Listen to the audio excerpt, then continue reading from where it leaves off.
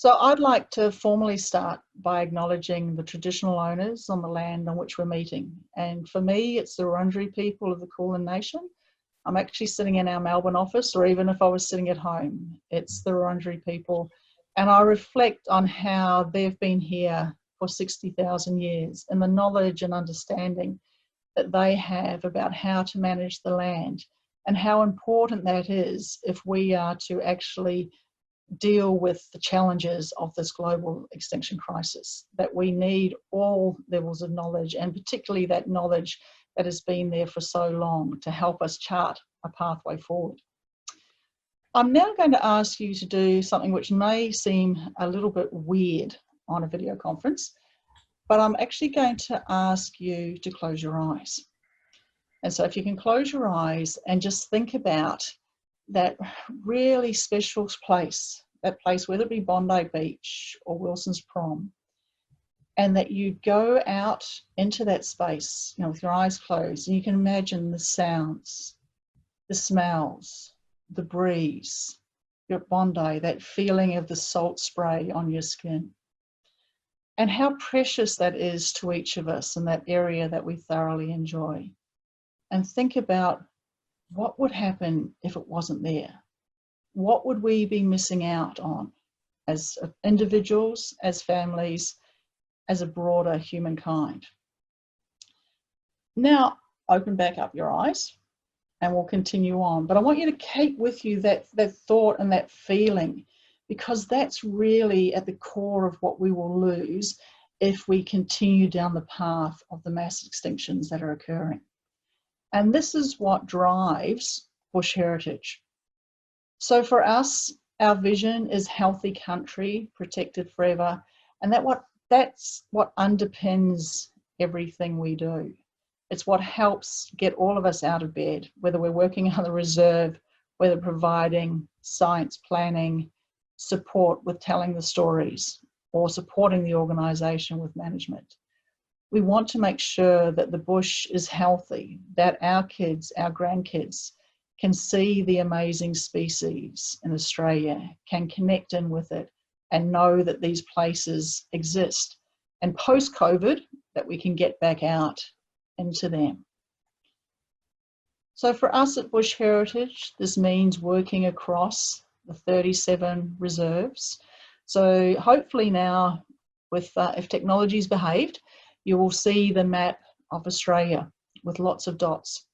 So the red dots are those reserves in which we operate and manage. And I know many of you on the call know those reserves really well and have some that you're really passionate about and that you love going to visit. So they're across all of Australia, from the beautiful areas of the Hamlin Pools on the World Heritage Site Bay Area, through to the floristically diverse southwestern corner of Western Australia, to the desert country of Cravens Peak. And if anybody can see behind my shoulder there, the picture on the wall is of that orange desert of Cravens Peak. Through to the home of the night parrot, an elusive bird in Pullen, to a little fish that we'll talk about at Edgbaston, and then down through the swamp country of Yantabulla, the desert, arid areas of, well, not desert, but arid areas of Bon Bon and Bulkamata in South Australia, and then more coastal areas of the southeast of New South Wales and Victoria and into Tasmania. The red dots are those reserves that we own and manage. The green dots are where we partner with a whole network of organisations and a lot of farming organisations. And the blue dots are the Aboriginal partnerships. So those are partnerships on Aboriginal held, managed land. What is really important to us at Bush Heritage is those 25 partnerships that we have with Aboriginal people, 14 on Bush Heritage held land, and 11 of those on Aboriginal managed land. And this photo here is a picture of me and Jacko. Jacko is a female ranger from Gurrajari, which is about 3 hours south of Broome. And I had the privilege of spending 2 days with the rangers and having Jacko and the elders help me understand the different plants and how important they are from a medicinal perspective and from a cultural perspective, and how the importance of the diversity is needed for all species, plants and animals, and how they thrive and are interconnected.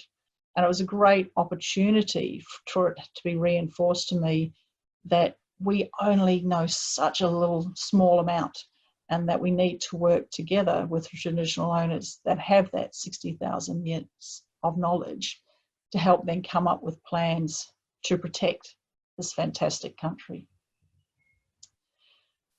We work really hard across large landscapes and focus on all species. We try and make it so that the common doesn't become the uncommon, so that we're trying to make sure that species don't end up on Brendan's watch list of threatened species. So we try and work on all, but we also end up being focused on a number of threatened species or critically endangered. So just like to share a few of these that are across our reserves. The top left is 2 malleefowl with their nest in an area that we revegetated in Western Australia about 5-6 years ago. So it's great to see a bird that was expected to go extinct in WA appearing back in a revegetated area. On the top right is the little red-finned blue-eye fish, tiny little fish, that is just found in a few little spring areas in Queensland. And that's very much on the critically endangered list. And we have one of our team, an ecologist, Pippa, who spends her whole focus on those spring areas and how to protect them, with an army of volunteers and researchers focused on that. Heading down below to the picture on the bottom right is the area of Tasmania called the Tasmanian Midlands. And there we have some very much endangered grassland areas, and we're working with our partners, farmers and the Tasmanian Land Conservancy to protect those areas that are remaining. Also on the left there, you'll see a little picture of some very purple wood. So that is the purple wood. It's not surprising, purple wood tree. It's a type of wattle and acacia, and it's found in the arid areas of South Australia. So again, a very much endangered plant that we have custodian for. And this little bird, which is in the middle, so it's a little fawny coloured bird about the size of a quail. So you imagine this little, little tiny bird that scurries around but blends in really, really well with its environment. And it likes sort of stony areas with very little vegetation. And we've been working really hard to make sure that we still had them on Bulkamata, which is west of Broken Hill. And we had this situation where the team of researchers were putting out sound meters everywhere to pick up the sounds to see that we still had them through the drought. We weren't picking up much on the sound cards. And then our ecologist, Graham, almost ran over 3 of them. He didn't run over them, but it was great to actually see that he could find them, that they were there, and they were still coping with the drought conditions that we had. Good news is we've now had a little bit of rain, so hopefully we start to see Bulkamata bounce back. So we have quite a focus, and we look after quite a few threatened species. And it's hard enough when you've got climate change and drought. And then we had the summer that we had. And this is just a few pictures that I wanted to share with you of what happened over this past summer. Burren Reserve on the top left is about an hour east of Canberra, and that was completely burnt out. It was an area of fantastic trees, of lovely little valleys of ferns beforehand, and that was completely burnt. But we have seen greater gliders back in there. We have heard powerful owls. We are seeing the ferns come back. We're seeing lots of epicormic growth on the trees. And that bit of rain that we had earlier in the year just really has meant that that is sprouting back really well. The bottom left-hand corner, I know, is a reserve that will be familiar to many of you. That's Scottsdale. That's about an hour south of Canberra. And that was a reserve where lots of you had spent time planting out the 30,000 seedlings and focusing on protecting the native grasslands. Unfortunately, 60% of that reserve was burnt. But again, what is great to see is that the fire also burnt the lovegrass, the weed that was causing issues there. And since then, with the rain, we've had a flush of growth of native grasses and the small herb plants, and the team have been out collecting a lot of those seeds. So it's been great to see that flush of growth and the fact that we've now got a really good seed bank to do some more propagation. The top right hand is Yantabulla Swamp. That is owned by South Endeavour Trust, and we manage it in conjunction with our Nari property, which neighbours it. It's west of Burke, and I was there last year about this time, maybe a month later, and walking through very large, thick, lush vegetation from a dry flood that had come down. And unfortunately, we had a lightning strike, and you can imagine with that level of growth that had dried off, we had a fire there which took about 3 weeks to actually bring under control. Our team from all over Australia, along with the locals from the RFS and others, did a fantastic job just rotating through, providing the support to get that fire under control. And I'll show you a bit of a picture of what Nari is looking like now. The last one there is Yorka. Again, it's a reserve that I know is known to many of you. It's in the dry tropics, west of Cairns. And we always do mosaic burning there as a way of managing both the weeds, but also to help prevent catastrophic fires. In this case, a lightning strike hit, and unfortunately the team ended up having to manage that fire on Christmas Day. And so we had a number of team members along with contractors and the neighbours fighting that fire. That impacted about 40% of the reserve and was hot in parts. But we are seeing the seeds of hope. And this is just a quote from one of our senior ecologists. And Matt is actually quite upbeat about what we're seeing, because we're starting to see animals return, and we're certainly seeing the growth that's occurring. So we've been busy putting out camera traps so we can see what's happening, focusing on weeds because they can often have a bit of a sprout after a fire, and also feral animals. Many of you will know that cats love to hunt in areas that have been burnt, so making sure that we're on top of, you know, cats, pigs, goats, deer, whatever it is within the landscape. And what we're seeing is those sparks of hope. So the Mareeba Wok Wallabies at Yorka, they inhabit an area called Tiger Hill, a beautiful, craggy, rocky area. And that was quite hot, the fire there, and we thought we had lost them. But we put the camera traps out, and very quickly we were picking up the rock wallabies. So we're not quite sure where they took refuge, but they managed to survive through the fires and are doing really well now, particularly as we've had significant rain and got lots of growth. For those of you who know Yantabulla and Nari, we've had another dry flood come down from Queensland, and we've also had rain. So we've actually had the best level of water there in the swamp since we bought Nari.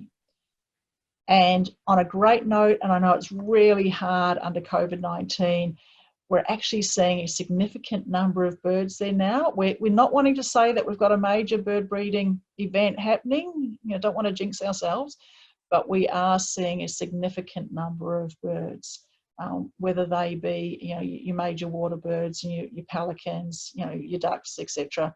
But lots and lots of birds, which is absolutely fantastic. It has been a challenge for reserve staff because the reserve manager there, as he said at the start of COVID-19, self-isolation is not a problem when you've been flooded in for 3 weeks.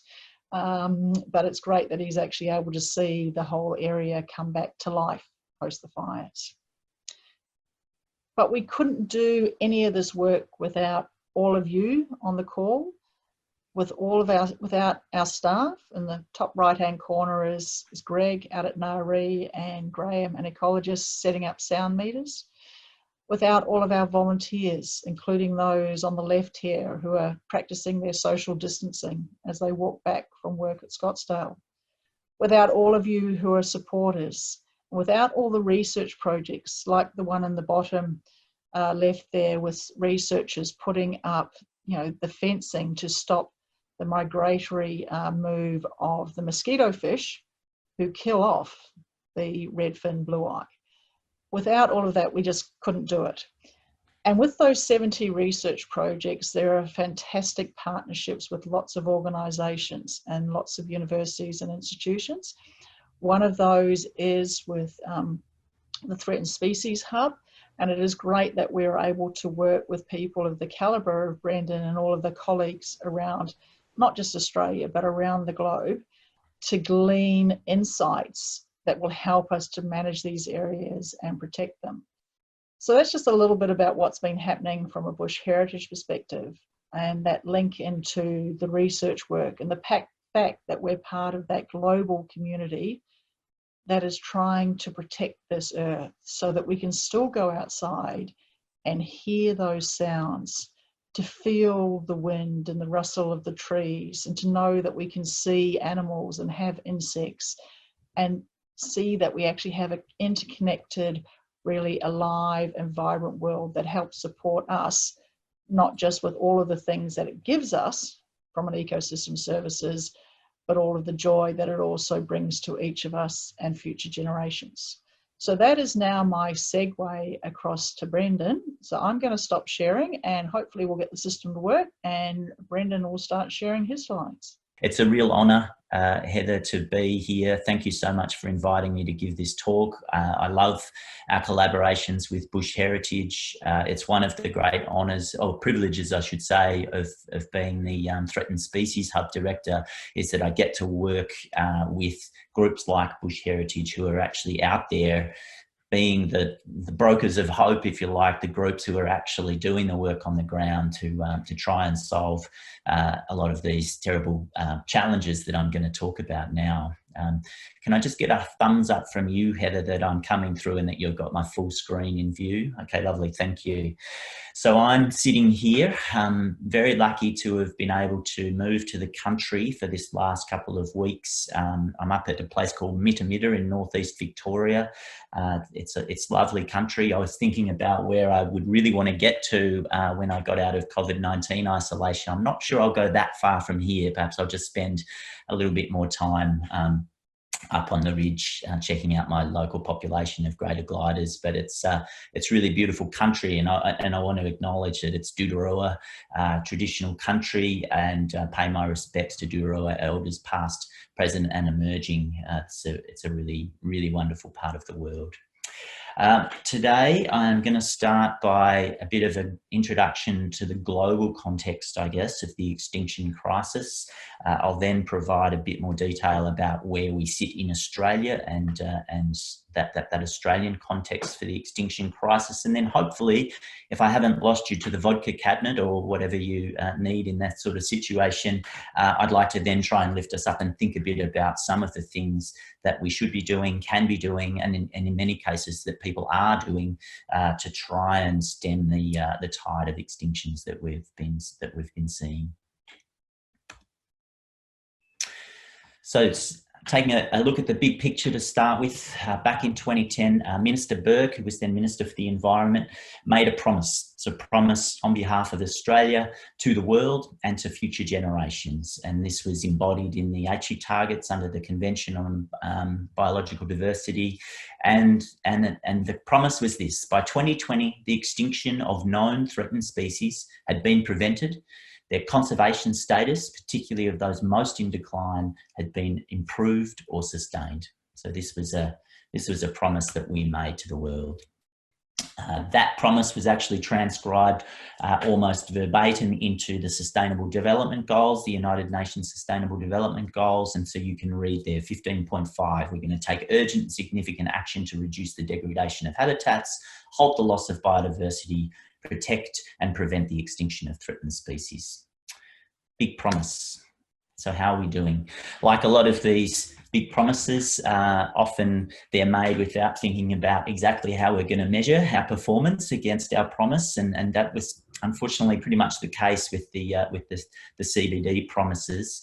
A few years later, though, we saw the emergence of the Intergovernmental Platform for Biodiversity and Ecosystem Services. That's that IPBES. IPBES acronym that you can see there on your screen. It's kind of like an IPCC for biodiversity and ecosystem services. And one of the key functions of the IPBES was to create a platform to evaluate or assess biodiversity globally. So from around 2016, we started seeing the development of regional assessments of the state and trends in biodiversity. I was involved in a methodological assessment to help support how the regional assessments occurred. And then just in the last year, we've had the publication of the IPBES Global Assessment, and that's been a great platform for us to have to be able to provide that information to the world about what's happening to biodiversity and threatened species and ecosystem services at that scale. A huge collaboration of literally hundreds of scientists from across the planet, social scientists and ecologists, economists, you name it, very many of them from Australia. So what did we find in the IPBES Global Assessment? Not surprisingly, a key finding is that nature still and always has underpins all aspects of human life. Over 2 billion people still rely on wood as their primary energy. 4 billion rely on natural medicines predominantly. 70% of all drugs are natural or copies of natural drugs. 75% of all crops are animal pollinated. And we estimate that the loss of insect pollinators or just bees could cost the global economy $560 billion a year. So this is a key economic and existential threat, the loss of pollinators. Natural systems are the only viable carbon sink. So if we're going to flatten the curve on carbon emissions and actually flatten and actually see carbon sequestration at a broad scale, that's going to have to be done through natural systems, through restoration, through forests, through grasslands, peatlands, allowing those natural systems to re-emerge and start sequestering carbon. This is a huge challenge, of course, from a conservation perspective, also a huge opportunity because we can convey that message so that people understand that our future depends on restoring these ecosystems to keep our climate under control. Unfortunately, though, the current trend is that for ecosystems, the capacity to provide us with these services is declining everywhere. So this is a key graphic from the IPBES Global Assessment. You can see the rows are services that ecosystems provide to us and to nature. And so the top one there, I'll read you across: habitat creation and maintenance. The next slot is the 50-year global trend. At the very far edge, you can see where that's serious decrease or decline in the capacity for nature to deliver habitat creation and maintenance. That global trend continues. That's the vertical arrow there inside the blue dots. The blue dot indicates that this is a well-established, scientifically well-established trend. And this donut here indicates that it's global. This trend is consistent across the whole planet. And there's a series of indicators on the right that are used to describe those trends. And so you can see that the case for habitat creation and maintenance, ecosystems' capacity to provide pollination and dispersal of seeds is decreasing, and it's a global phenomenon. And down the bottom are some other services that I think are particularly pertinent for us to think about at the moment. Number 9, the regulation of hazards and extreme events. That we've been witnessing in Australia over the last year. The drought followed by the fires is a sign to us that the ecosystem and the system itself is starting to fail in its capacity to regulate the hazards of these extreme events. And you can see here, particularly recently, the regulation of detrimental organisms and biological processes. This is disease, vector-borne disease, and the capacity of ecosystems to buffer us from those outbreaks of disease is also decreasing and continuing to decline, and that's a global phenomenon. Drilling down a bit into the biodiversity question, this graph here on the x-axis is the years, and on the y-axis, it's the cumulative percentage of species in these broad taxonomic groups of amphibians, mammals, birds, and reptiles that have been lost over this period since the 1500s. And so if you look at mammals there, you can see there's been this fairly consistent, almost linear loss of mammals over that period, ranging from due to overexploitation, persecution, and habitat loss. Whereas you look at amphibians, it's been a precipitous loss of amphibians since around the 1900s. Definitely, yes, habitat loss, but obviously disease, chytrid fungus and other things has really pushed many amphibian species over the edge. And so you can see now that we've lost nearly 2.5% of the amphibian species that existed in 1500. And that's a lot, because if you look at this grey wedge down here, that is the percentage of these taxonomic groups we would expect to lose given background extinction rates. Species go extinct and in the geological record, we can see approximately what those background extinction rates are. And you can see that where we're at now is 10 to 100 times those background rates for these taxonomic groups. So that's why we say we're in the Anthropocene and we're experiencing a mass extinction event that is 10 to 100 times the background rate of extinctions. A key headline finding in the IPBES report was that we not only have we lost all of these species, but we have 1 million species at risk of extinction, which just seems incredible. Apart from anything else, we've only described about 20% of species. We've only actually described taxonomically about 1.7 million of our species, and there's still so many more out there that we haven't even described yet. So how can we even put this estimate on the number of species that we think are at risk of extinction? How did they do it? It's a very simple estimation. They basically estimate the number of species that we think are out there, multiply that by the proportion of species that tend to be ranked at high risk of extinction when assessed by the IUCN, the International Union for the Conservation of Nature, determines the extinction risk for species, and you will have heard of the red list probably. And so if you multiply that percentage of species that tends to be identified as at risk of extinction by the number of species we think there are, then this is their estimate that they get the number that they think are threatened. So there's a scientific study that estimates that we have around 8.1 million animal and plant species on the planet. That's a rubbery number, of course. When we assess plants and vertebrates, basically non-insects, we find that about 25% of them tend to be at risk of extinction. If you multiply that by the estimated number of these species, you get this 0.65 million estimate of plants and vertebrates that we consider likely to be at risk of extinction. A similar calculation for insects, except that generally insects don't tend to be as at risk, so only about 10% of them come up as threatened with extinction when we do IUCN assessments. So if you add these two numbers together, you get a rubbery number around 1 million species. That's how they arrived at that number. Is it a good number? I think it's as good a way as we've currently got to estimate the number of species facing extinction. It's a useful communication device, and if I had to come up with a number, I'd be going for a number like that. What's driving these extinctions? What's driving these losses? WWF do a nice job in this Living Planet report, I think, of highlighting the connection between these socioeconomic trends and then the Earth systems trends that are really pushing species to the edge. So keep in mind here, just this image up in the right-hand corner is just to remind us that 75% of the terrestrial area of the planet has been significantly altered or degraded since the 1500s, and that we've actually lost 85% of wetlands, not just altered or degraded, but lost 85% of wetlands that existed in the 1500s. They've been concreted over, basically. So this is the backdrop, I guess, to this extinction crisis that's key to remember.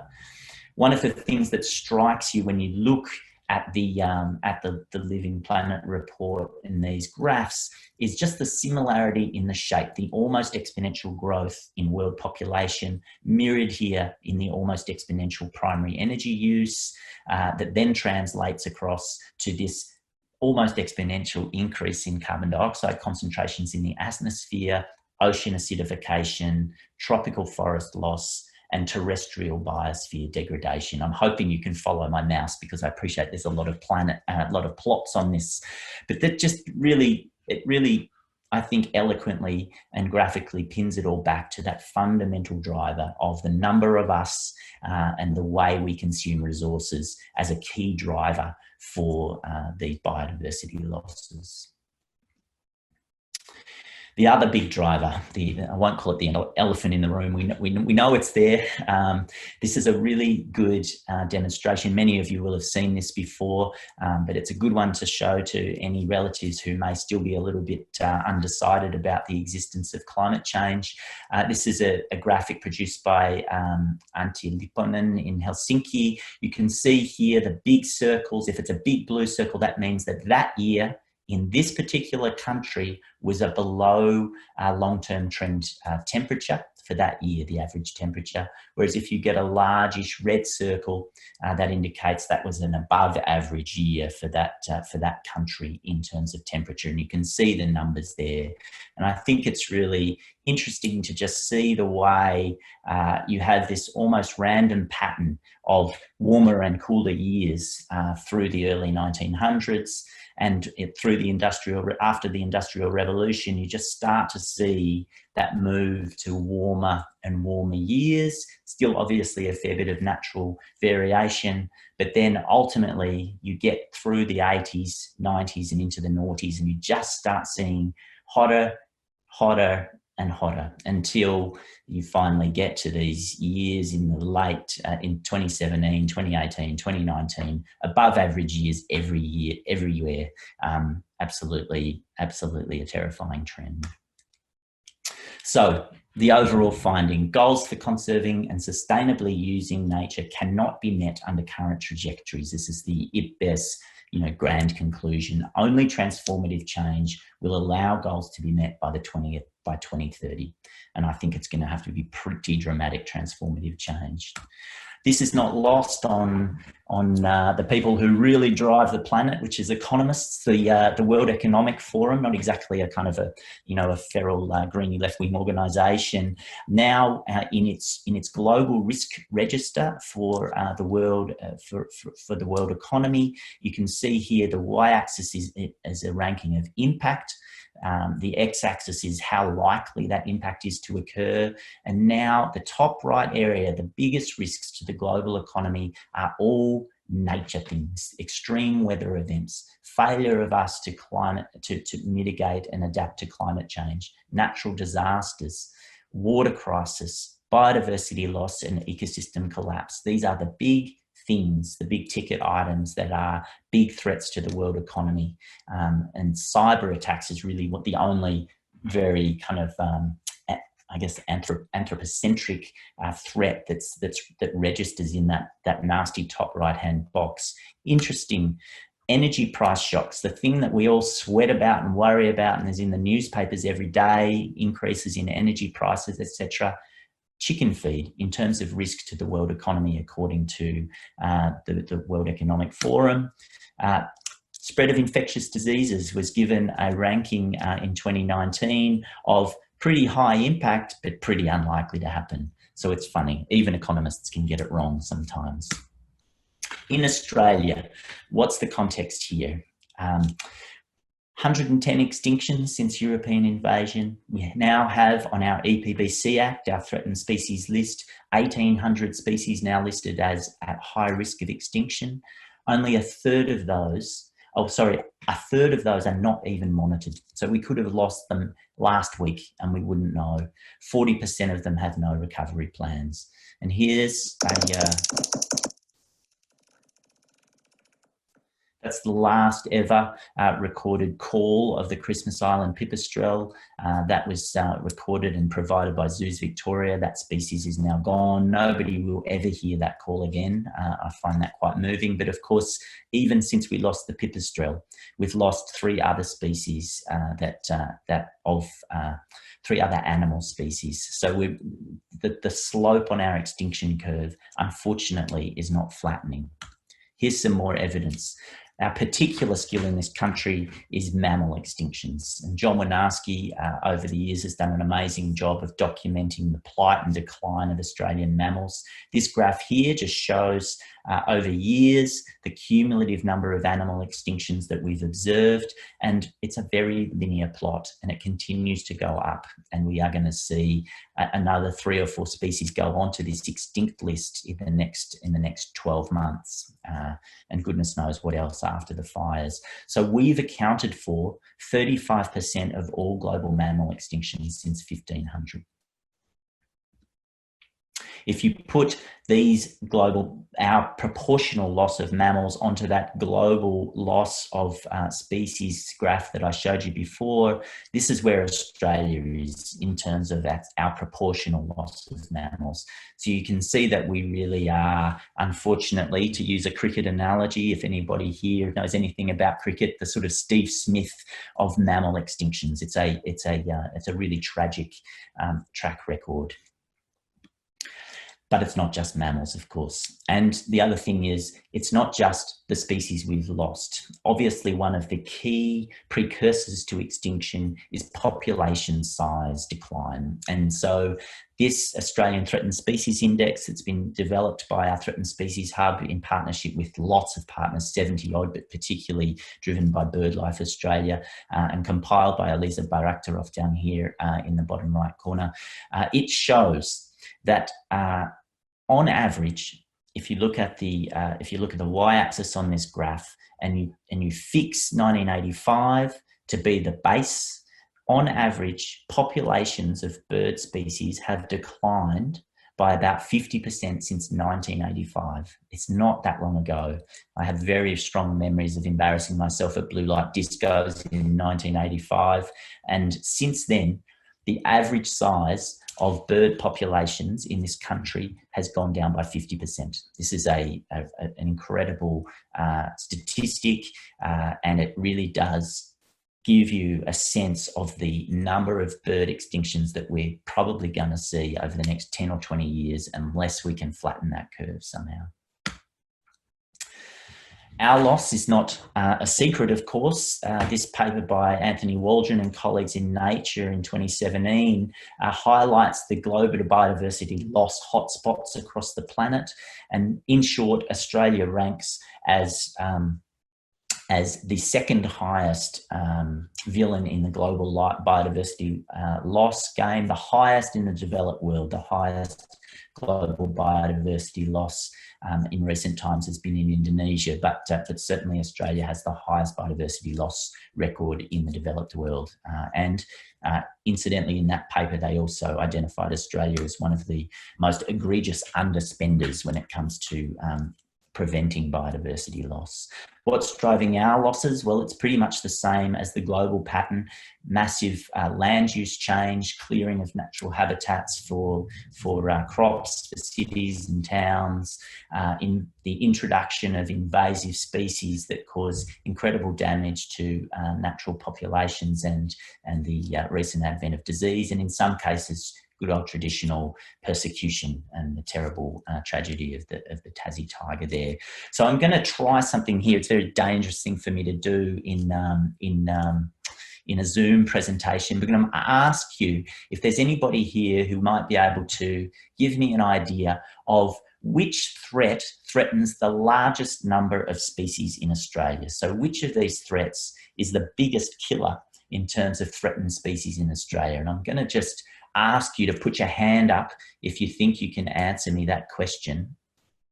And I'm gonna scroll out this box here. I'm looking for a hand. Who's going to be brave enough to tell me the biggest threat to species in this country? If I don't see any hands go up soon, I'm going to have to keep the prize. You've if actually got possible. quite a few hands going up there, Brendan. Oh, great. Okay, I can't see any of them. So Heather, choose someone and let's hear it. Okay, well, we've got some fantastic people here. I'm just going to scroll through to maybe make sure that, so we've got 4 people that are brave enough to have a Oh, go well at done. this. So I'm just picking purely at random. So I'm going to go with Rebecca Chu. Rebecca, if you want to unmute yourself and share who you think that is. Hi, I think it's cats, invasive species. Rebecca, thank you for that suggestion. It is probably partly the fault of the Threatened Species Recovery Hub and our preoccupation with cats that you've made that call. Cats are a huge driver of extinction in this country. We know that every year cats devour 360 million birds. That's 1 million birds a day, and 60 million birds a year are taken by domestic cats. So cats are a huge problem, but believe it or not, in terms of the number of species on our threatened species list, there's another culprit that threatens even more species than cats do. Is there any other guesses there? Oh, if I can dob somebody else in this time. So how about we go with David Rickards. David, if you want to unmute yourself and share your thoughts.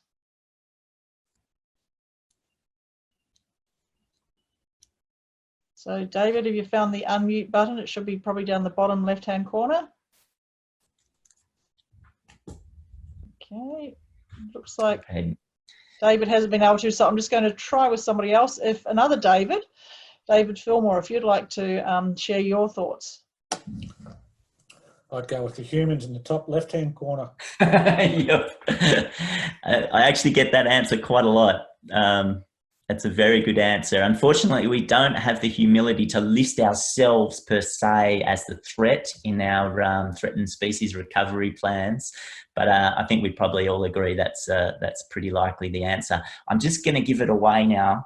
I'm going to donate the prize to Rebecca for being the bravest to come up first. It's a Midder Valley Brewery hat. I'm sure you'll be really rapt to receive it, Rebecca, eventually.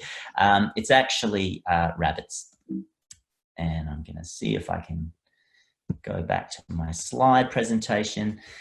And the reason is that these devastating, deadly critters are actually the most threatening force in Australia's biodiversity. Is that the bulk of our threatened species are plants, and rabbits are still the #1 killer of a regenerating endangered plant. And so right now, and probably for the foreseeable future, they'll continue to be, alongside the other non-native herbivores, one of our biggest threats to threatened species in this country.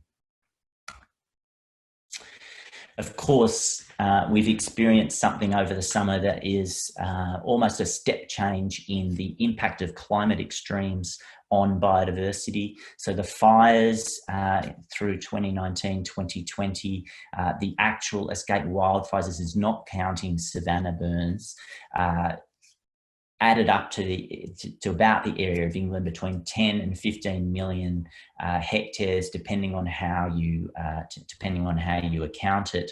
An incredible extent for uncontrolled wildfire. You can see here that one of the key defining features of our wildfire season was the comprehensiveness with which the wildfires burnt across the landscape. So here on Kangaroo Island, I was there a couple of weeks ago when that photo was taken, looking for kilometres. We're talking 15, 20 kilometres down to the lighthouse. Absolutely comprehensive devastation. And as a result, this little Kangaroo Island Dunnart here lost more than 80% of its habitat. I suspect it's somewhere higher than 90%. They have found Dunnart since the fires in these couple of tiny little patches that remained actually quite close to farmland. But it's the comprehensive devastation. If you look at B and C here, these are, friends took those from a helicopter over East Gippsland.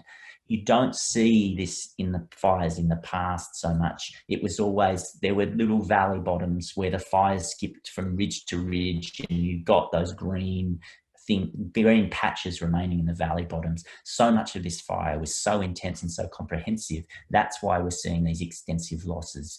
And so from our threatened species list, the Commonwealth Government actually has estimated that that 320 species lost more than 10% of their suitable habitat. Of those, around 114 lost more than half of their suitable habitat, and around 50 lost greater than 80%. These sort of numbers would immediately put you in the critically endangered list under IUCN. So this really was a catastrophic, not to be underestimated event in biodiversity in Australia. I'm so sorry for that very, very extended, depressing tirade. I'm now going to talk about some of the things that we think we could or should be doing, and hopefully that'll give us some lift and a little bit of purpose. So this, the first thing I would say is that we should be prosecuting the case for adequate resourcing for threatened species and biodiversity in general, including all of these activities here.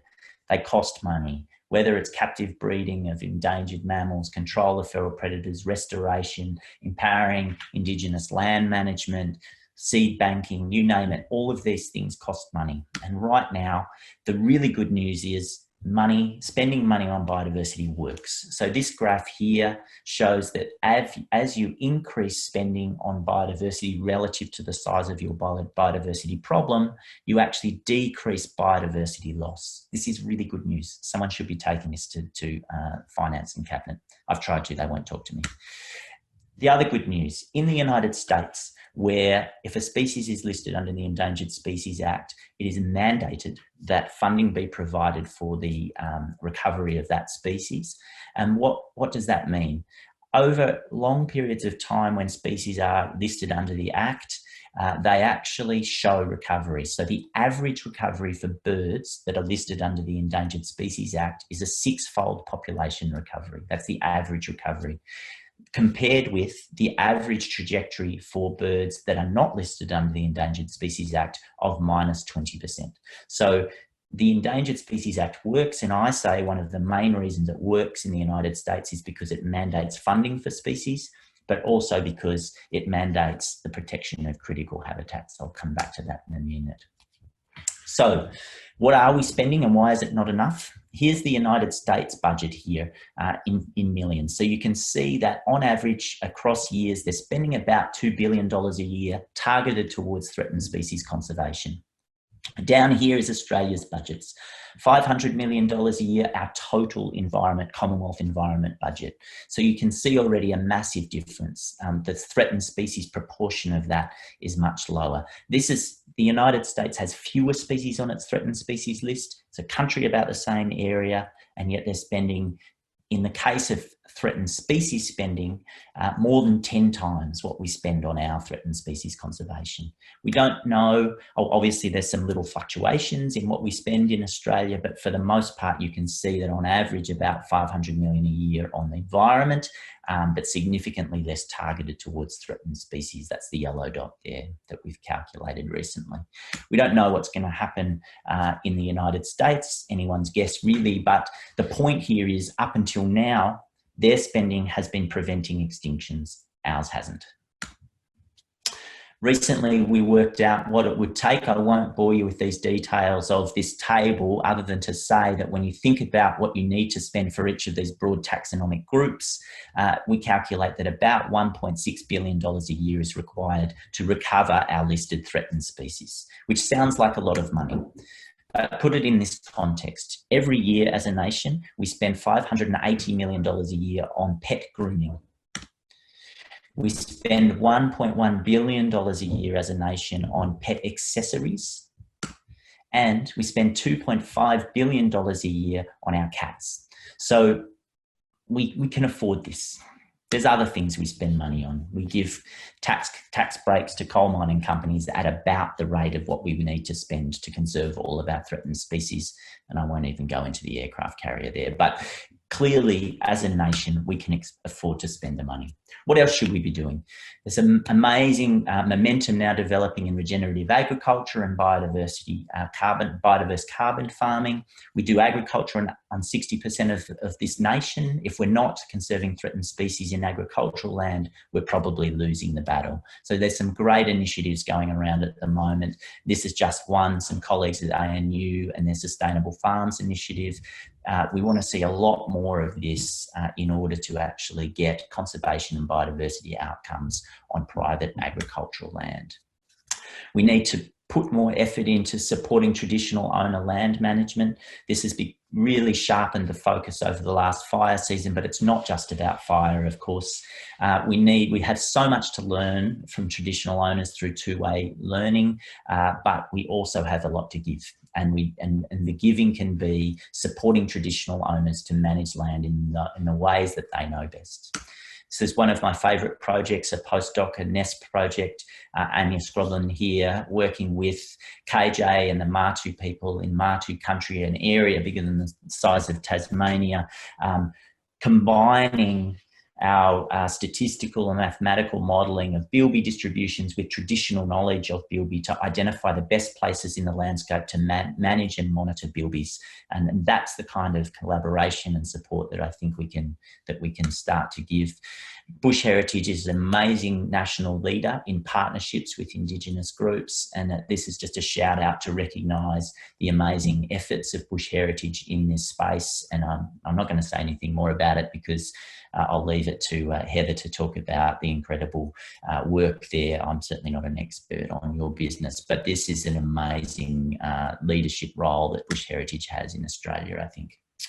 What else can we do better? We need our laws and our policies to secure protection and recovery of species. I just want to contrast to you an act that works, the Endangered Species Act in the United States. It's not perfect, of course, but it works, against the Australian EPBC Act. We have a chance to renovate the Australian EPBC Act, but we also have a chance for it to get a lot worse under the current EPBC Act review. If you haven't had a chance, get in and put your views to the EPBC Act review panel. Graham Samuel is taking late submissions because of the bushfires and COVID. It's totally worth just saying your piece because they're interested in what you've got to say. And I think the key things are mandating funding for species and mandating critical habitat protection. There's a lot of other innovations we can do, but we can do those basic things well to mirror what's done in the United States. We need to respond to global environmental change. We need to be flexible and agile. We can't just cling on to what's where and what's working. So here at Nadu Hills, this is a Bush Heritage site that's seen, I think, one of the best climate adaptation projects that I know of. And I love the way this has worked, been driven by science and the best available modelling of where species can persist. The dieback at Nadu Hills in the grey box and the yellow box was evident to the managers there. They've started to identify whereabouts in the country they should source seed from so that it's genetically predisposed to the climates that Nadu Hills are experiencing now and in the future. And that is essentially a great big provenance trial, which I think is just absolutely should be applauded. I think this is an amazing project. So congratulations again to Bush Heritage for this science-based climate adaptation. Again, some work of our NESP hub. This is in finding places where these western swamp turtles can breed, moving them from their drying landscapes around Perth down to the southwest. And when Nikki Mitchell at UWA has been leading that with DBCA and the Perth Zoo, and amazing results. These animals are doing better, they're breeding better, and this is what we can do if we can be flexible with where we put species and how we manage them under climate change. It's much easier to protect than recreate habitat, we know that. So let's stop losing habitats. This graph here by James Fitzsimmons shows where our protected areas are under what tenures in Australia. You can see that the bulk, even just at 2012, the bulk of our protected areas were Indigenous protected areas and public land.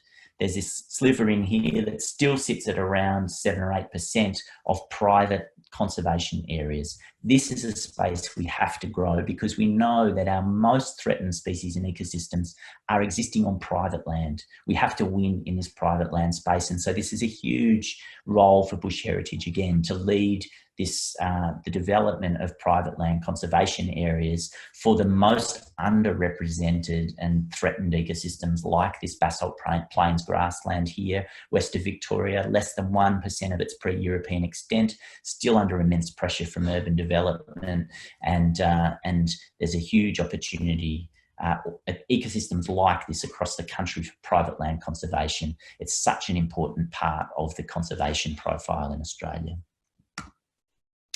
The other thing that we need to do is give people hope. My terrible, dirty, gloom and doom stories should only be told very briefly. The bulk of the conversation needs to be about what we can do and what works when we do it well.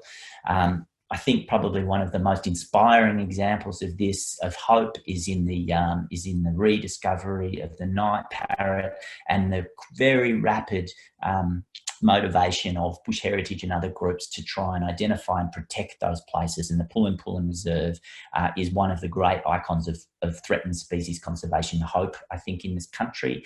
And we need more of this, good stories about what works when we do the right thing. And because of that, we actually supported the publication of a book called Recovering Australian Threatened Species, a Book of Hope. This is a compendium of good news stories led by Stephen Garnett up at CDU, and that actually tells a lot of stories about successful threatened species conservation efforts, and it identifies those key factors of an engaged community, committed people, and the right time and the right place. So there is hope. We have to continue to broker hope, and I think Bush Heritage is a beacon of hope for a lot of people in this country. The stories are hopeful stories, and it's a hopeful future. And that's it from me. Thanks very much for your attention. Thank you so much, Brendan. I know there was a whole lot of material in there and a lot to absorb, and some of those graphs are a tad depressing, but I love the fact that we finish on hope, and I'm very much a believer in that if we all actually work together using our different skills, our different connections, that we can chart a different future for the planet. Now, I recognise that we've gone past the hour of 5 o'clock and that a number of you will need to leave us to do other things, and completely understand that. If you are able to stick around for a few more minutes, sort of 10, 15 minutes, then we're going to open up for, questions and conversations so that we can actually, get some of those burning questions out. So can I suggest, if you've got a question at all, please go into the system and either raise your hand or put it on the chat. I'm going to pick up a couple of questions from the chat first, and Brendan, you might know this one. A question is, what does the US and Oz spending equate to in terms of spending per species and species per citizen? I don't know if you've got any of that relativity stuff. Yeah, sure. So the relative spending per species, that's the easy bit to answer. We spend about a 10th or a 20th, depending on whether you're talking about plants and animals, of what is spent on the listed threatened species in the United States. So they have 1,600 species on their list. We have 1,800 species on our list, and they spend between 10 or 20 times that amount on their species. So if you think about it as an average across species, we're spending about a 10th compared to the United States. Yes, the United States has a bigger economy, but I'm not really sure that we should think about it as scaling in terms of economy. We have a problem that's as big as theirs or bigger. And if we want to solve that problem, we've got to spend the money. And as I was trying to highlight, the actual amount of money that we need to spend is not a huge amount. $1.6 billion a year sounds like a lot of money, but in the context of our economy, and I think we can afford it. So that's my answer to that. Great, thank you so much, Brendan. We've had a few comments on the chat with people that have had to sign off and people asking if they can share stuff that they've gleaned from this. Yes, please do. Please share it on social or with your networks and share the stories, because only is how we pull everybody together that we can actually make a difference. With asking questions now, because we have that opportunity for you to be able to unmute yourselves, etc., like bearing in mind that there's still 30 of us on the line. So if we all unmute at once, we're going to have chaos. So let's try and go with, if you can go into the participants area and just raise your hands first, and then I'll pass to you to ask some questions would be great. So we have a David here. David, I have no idea what your surname is. So if you recognise that you're the David, please unmute and fire away with your question. So thanks, David. Yeah, that's probably me, and pardon the ocean noise in the background while I'm listening to you. That was really interesting. I'm interested in particularly the notion of the need for species to translocate, move away from environments due to climate change. You mentioned during the talk relocating turtles from one part of South Australia to another. What kind of challenge do you see for us to define what reserve boundaries look like, given that they're artificial lines on a map and animals can't survive within those artificial lines? What's the outlook for that? Oh, look, it's a really good and very difficult question to answer. I think the outlook in terms of species is we do if there are species we really want to conserve, in many cases we are going to have to help them move, whether we're picking them up and moving them, whether we're getting seed from one part of the country and planting it in another, or moving turtles from Perth down to Margaret River. That's a challenging question. It's expensive. There are some problems. You can bring changes to an ecosystem that you're bringing a species into and cause problems. So it has to be done very carefully, with careful consideration of the ecosystem impacts. But I think in many cases it does have to be done. The other thing that we generally are trying to do is link up the landscape through restoration and protection to enable species to sort of move more naturally, I guess, perhaps in a way that they may have moved in the past in previous climatic change events like the last ice age and the like, where a much more connected landscape enabled them to move through the landscape and find those environments in which they could persist. Thanks for that question, David. Please, some more hands in the air would be absolutely fantastic. We still have a few minutes and would welcome any questions, but for anybody that does have to sign off, please, if you've got some questions or you think of a question when you get off the call, just drop us an email and we'll get back to you with the response. So we've now got Peter Sainsbury. And Peter, and anybody who's asking a question, when you unmute, please, if you want to show us where you're managing to hang out at the moment. So if you want to put on your video as well, we'd obviously love to see you. So Peter, your question. Yeah, thanks, Eva, and thanks, Brendan. That was a fantastic, well, it was a terrible presentation at one level, but it was fantastic. It was so clear. There was so much that was shocking about it, but the 85% of wetlands that have been destroyed, I mean, that's just staggering. I mean, how many species must have been lost there? It's remarkable that we haven't suffered even more from destroying an essential part of the ecology so comprehensively. I just wanted to ask you if you wanted to say any more about that particular aspect of your talk. It was just staggering, that. Yeah. Look, I think it is staggering, and in many cases, one of the tragedies is we probably don't even know what we've lost, in the sense that there probably were species utilising those wetlands that we never knew and will never know existed, and so that's a real tragedy of that kind of catastrophic loss. But if you think about the old stories of migrating bird species and the sky that you couldn't see through to the blue because it was thick with birds, I think it starts to paint a picture of what we've lost, not just in terms of species, but big processes, migrations and spectacles, and I think they're some of the most moving things to me are to read those old narratives from the 1700s, 1800s, where people talk about what they observed. And it seems like otherworldly because it sort of was a different world. A place where there was that kind of abundance that we just don't see anymore in quite the same way. So that's probably, I guess, my only comment. It is tragic. It has very much changed nature in the way, and migratory birds being such wetlands being so important for migratory birds, I guess, makes you reflect on what it might have been like to exist in a time when all those wetlands still existed and functioned as migration stopovers and overwintering sites. Yeah, I mean, Environmental Justice Australia sent round a brochure, an email and a brochure just a couple of weeks ago about greater gliders and just the destruction that's occurred there just in the last 20 years. I mean, you can sort of not excuse but understand that thylacines was made extinct. It was sort of ignorance as well as stupidity and rapaciousness. But to think that we're doing it now when we know exactly what we're doing, it's just so astounding.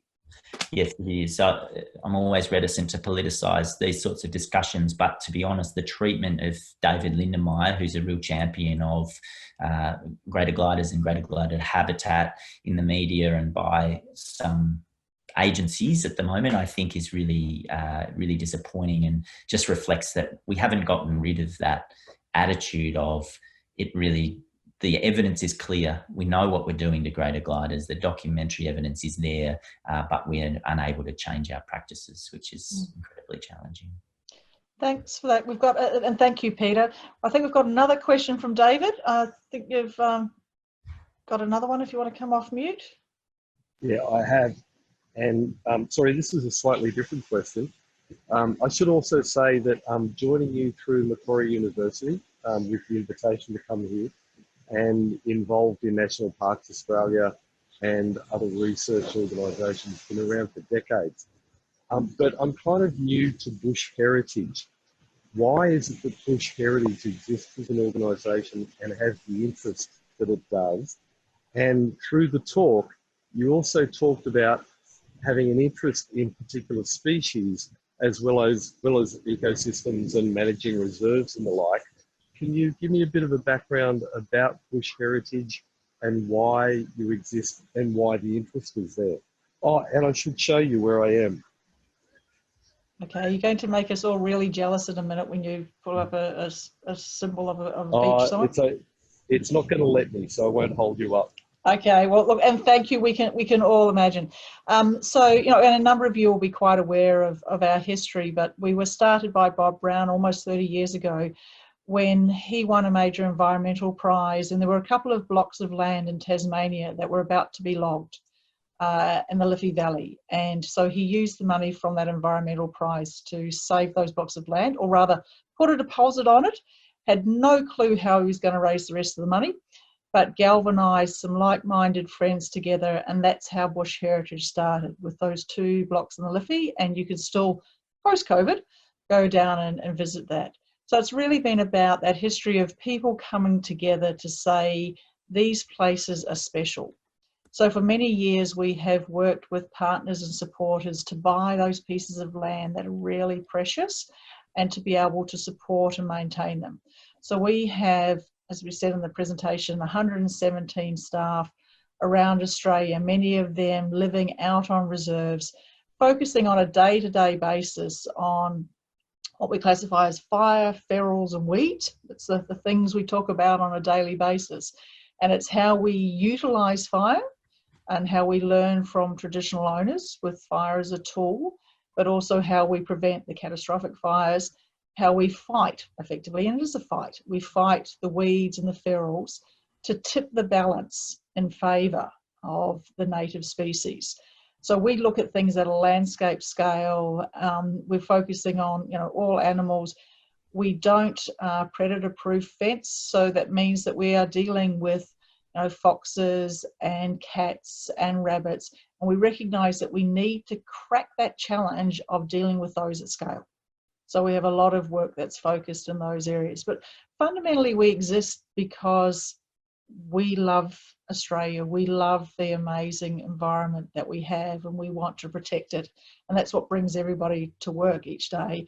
And that's what brings our 35,000 supporters and all of the brilliant volunteers that come out and help us do the work on the reserve. So if you want to know more, David, then drop us an email afterwards, and we can help you connect in with us and some of the great research project work that we do. And we do have a number of students and researchers around Australia that are involved. A number of those threatened species have been reserves that were purchased purely to focus on those or for those, such as Pullin for the night parrot. And others have been things that we've found along the journey. when we've purchased land and discovered a few extra species we didn't know were there. And sort of almost a day doesn't go by without an ecologist doing some work out on the reserves and discovering something else that we haven't seen before. The challenge is keeping them there and making sure that their numbers don't get so low that they disappear. That's a big challenge. I recognise that the time has well and truly evaporated, and that it's 5:20 and a number of people have had to leave. So I'll just one last call for any last question at all from anybody. That being the case, I think everybody's stomachs are probably trying to drag them towards dinner or a drink. So thank you so much, Brendan. Thank you so much for sharing your insights with it. It's always great, depressing, but great.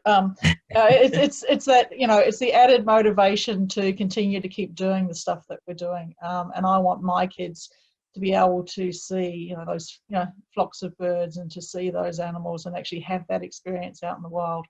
So thank you so much. Thank you to all the volunteers, the supporters, the staff that dialed in this afternoon. Hopefully you found it informative. It's been great having a chat, and look forward to seeing you next time. So have a great evening. Stay safe during the joys of COVID, and hopefully we'll all be back out soon, out on the reserves,